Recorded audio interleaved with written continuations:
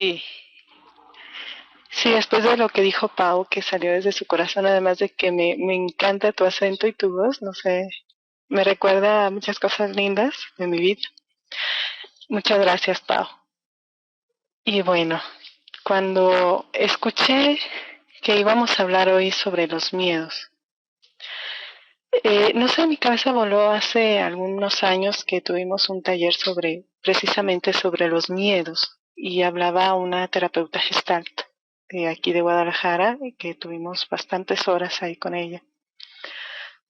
Y en realidad era muy interesante porque comenzó hablando sobre los miedos que naturalmente existen dentro de cada uno de nosotros. Los miedos que tenemos por naturaleza son dos. El primero es el miedo a caer. Este miedo a caer se da precisamente al momento en que vamos naciendo porque estamos de un espacio protegido y calientito y totalmente rodeado y contenido. Salimos a un espacio en donde estamos solos por primera vez, en donde solo nos rodea el aire, hay frío y hay una sensación de que no hay nada que nos sostenga. Lo segundo, el segundo miedo que existe y que es natural en el ser humano es el miedo a morir. ¿Por qué? Pues porque el miedo a morir dispara en nosotros nuestro instinto de conservación, el instinto de salvar la vida y el instinto de conservación de la especie. Estos dos miedos son naturales y son buenos, porque son los miedos que nos cuidan. Los miedos son sencillamente una protección natural de nuestro cerebro, de nuestra psique, para que nosotros nos cuidemos y para que cuidemos a la gente que nos rodea, para poder como seres humanos, como individuos o ya sea como miembros de una comunidad, seguir avanzando y viviendo en sanidad, en paz y protegidos. Estos miedos, como les dije, son naturales y son positivos, precisamente porque nos hacen cuidarnos dentro de todo esto. Incluso cuando estamos en un peligro, el miedo hace que la adrenalina salga y que podamos intentar hacer algo para protegernos. Si no sintiéramos miedo, nosotros estuviéramos como cualquier adolescente que se atreve a hacer un montón de cosas. Precisamente aquí en la adolescencia hay un espacio de tiempo en donde el miedo se inhibe, precisamente porque es el momento en el que el muchacho tiene que probar su valor, su valentía y tiene que hacer todo un proceso para que su cerebro madure. Además, si nos vamos a lo que es la socioantropología o la antropología social, vamos a encontrar que esta falta de miedo es precisamente para que en una época en donde el hombre es fuerte, y estoy hablando de hombre-hombre, que era quien era el que cazaba, se animaba a cazar y a arriesgar su vida para alimentar al grupo. Entonces, si nosotros vemos el miedo desde todos estos ángulos, desde el psicológico, desde el médico, desde el biológico, desde el psicosocial, vamos a encontrar que el miedo es precisamente un factor en favor del ser humano, no tiene que ser definitivamente en contra. Sin embargo, también hay ciertos factores de nuestra historia y de nuestra genética que estos miedos comienzan a exagerarse.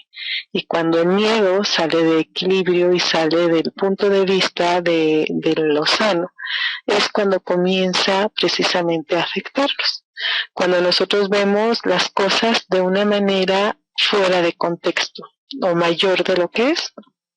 Sin embargo, por lo regular viene a incluir ese miedo que es el principal, el miedo a morir o el miedo a caernos. Por ejemplo, hay personas que tienen un miedo totalmente irracional a las arañas, porque piensan que una araña les va a picar y se va a morir. Obviamente el miedo principal persiste, pero su miedo los comienza a controlar. Ya ellos no pueden controlar su miedo.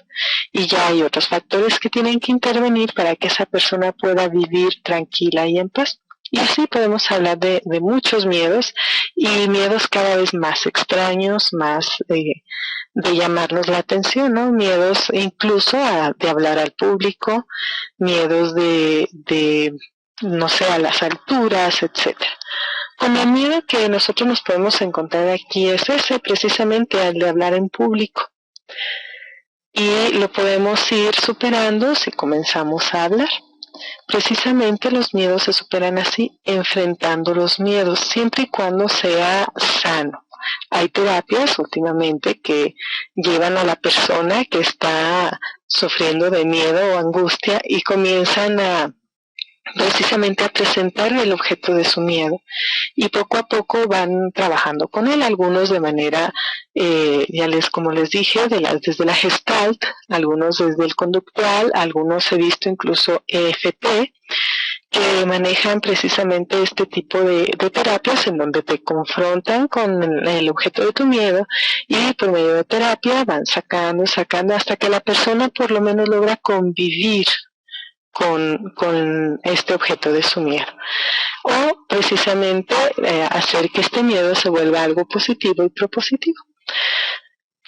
Los miedos en este momento, creo que cuando estábamos estudiando este taller, era precisamente dirigido al miedo a morir, el miedo a la muerte, el miedo de llegar a un momento en la vida en que pues todos tenemos finitud. Y este miedo es uno de los miedos más grandes, porque algunos de nosotros no sabemos qué va a pasar más allá. Bueno, más bien dicho, casi nadie de nosotros sabe qué va a pasar más allá, más que las teorías que tenemos. Siempre, aunque tengamos claro que puede venir teológicamente o filosóficamente,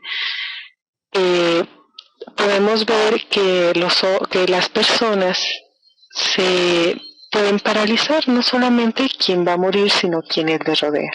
Y hoy en día hay una profesión que es muy, muy aplicable en este momento, es la tanatología, que es precisamente ayudar a las personas a pasar por este proceso de miedo y ayudarlas a bien morir.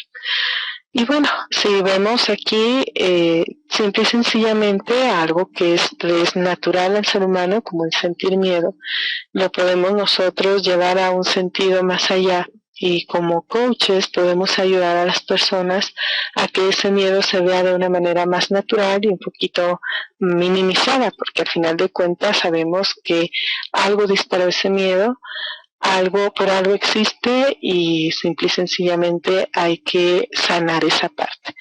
También el tipo de miedo o lo que se siente con el miedo lo podemos tratar también desde el punto de vista emocional, dependiendo de qué sea, de cuándo se originó y demás.